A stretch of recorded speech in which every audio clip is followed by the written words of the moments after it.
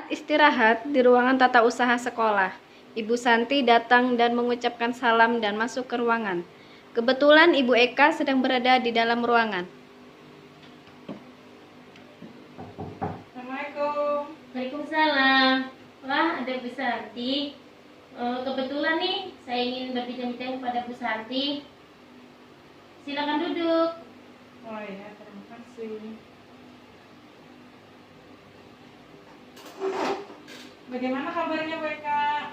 Baik Bu, alhamdulillah. Ya, kayaknya Ibu Eka mau bercerita. Boleh kok, silakan. Gini Bu, saya kan setiap hari Senin ada jadwal mengajar, sekalian saya juga janji mau belajar bersama, memanfaatkan Google Speaks untuk pembelajaran.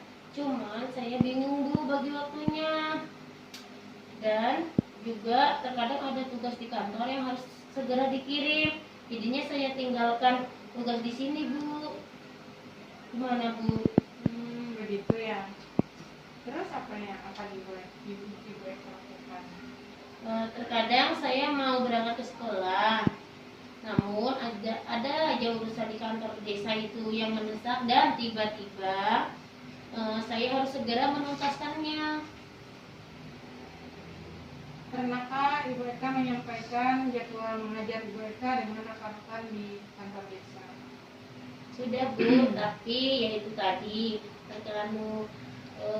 terkadang saya sudah ngomong mau ke sekolah karena ada jam mengajar. Di sekolah juga saya ingin belajar di komunitas praktisi setiap hari Senin yang Ibu adakan, namun mendadak diminta untuk ke kantor desa karena ada urusan yang mendadak. Nah, saya merasa bingung Bu, memilih yang mana gitu Bu. Menurut Ibu Eka, Ibu lebih memilih yang mana? Keduanya sama-sama penting. Saya sebagai perangkat desa sebenarnya tidak setiap hari juga di situ ada jadwal. Nah, mau hari apa ke kantor tidak menjadi masalah. Tetapi yang terpenting saya hadir dan melakukan absensi di kantor saja Bu. Sekarang saya lebih mengerti dan saya sudah memahami apa yang menjadi masalah Ibu Eka. Sebenarnya masalahnya adalah bagaimana membagi waktu antara tugas sebagai guru dan tugas sebagai perangkat desa. Benar kan begitu Bu? Iya. Saya akan nah benar Bu, berikutnya. Iya Bu, benar sekali. Dan menurut Ibu gimana lagi kemudian saya misalkan satu saat ada tugas mendadak dari kantor desa untuk diselesaikan, apakah apa yang harus saya lakukan Bu? Nah kemudian kira-kira menurut Ibu Eka sendiri, Ibu Eka mengambil tindakan seperti apa? Nah, jika memang hari itu tidak ada jam mengajar, saya akan ke kantor desa. Namun, jika jam belajar saya sudah selesai Bu, nanti saya akan singgah ke kantor desa untuk menyelesaikan tugas yang telah diberikan tadi Bu, dan akan saya selesaikan secepatnya. Oh bagus itu Bu Eka. Dan lagi kita mengajar di sekolah ini dalam keadaan pembelajaran tatap muka terbatas ya. Iya. Saat ini. Iya Bu. Hari ini saya juga sudah mengetik jadwal mengajar di sini Bu. Lalu saya tempelkan di meja saya yang ada di kantor desa. Saya berikan catatan kecil yang tulisannya mohon pengertiannya semuanya, bahwa saya membagi waktu masalah sekolah dan di kantor desa. Apabila ada yang mencari orang yang mencari saya gitu loh, dan keperluan dengan saya. Nah, dengan itu kan teman-teman rekan kerja saya di kantor desa bisa menyampaikan alasan saya tadi, bahwa yang pas dicari saya tidak ada di tempat. Nah begitu Ibu Eka bisa ya melakukan atau memilih tindakan. Tapi misalnya ini ada satu peristiwa nanti yang mungkin akan terjadi atau akan Ibu temui, misalnya nih ada tugas mendadak dari kantor desa yang harus secepatnya Ibu selesaikan. Apa yang akan Ibu lakukan? Saya bisa Bu nanti melakukannya setelah kegiatan saya yang utama mengajar selesai, terus saya selesaikan juga di kantor desa. Soalnya di kantor desa itu kan waktunya tidak sempit Bu, masih panjang.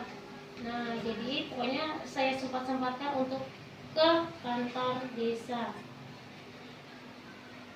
Nah, misalnya juga pada satu saat ada teman Ibu Eka nih, teman di kantor desa, Ya. tiba-tiba datang ke sekolah ya, terus mengajak Ibu Eka untuk ke kantor desa, sedangkan Ibu Eka masih ada jam mengajar di sini. Nah, itu bagaimana Ibu Eka menyikapinya? Nah kalau seperti itu kejadiannya mungkin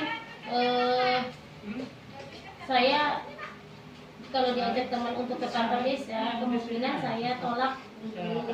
Tidak ditolak itu bukan berarti saya tidak mau mengerjakan. Sementara tugas saya ada di kantor desa saya tunda Bu.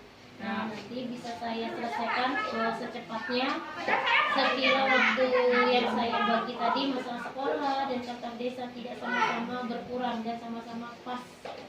Menurut saya seperti itu Bu. Nah, jadi komitmen Ibu Eka sekarang seperti apa? Nah, saya akan membuat daftar prioritas pekerjaan mana yang harus saya kerjakan lebih dahulu.